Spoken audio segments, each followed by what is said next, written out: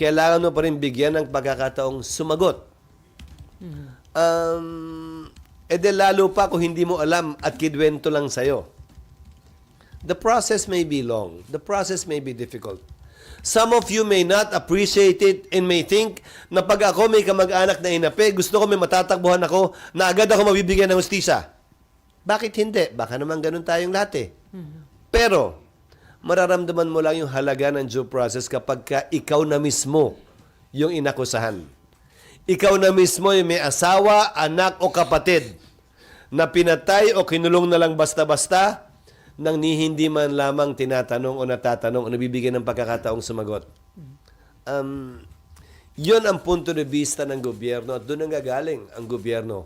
Rason kung bakit napakahalaga ng due process of law na tinatawag bago ang isang taong inaakusahan ay maparusahan anumang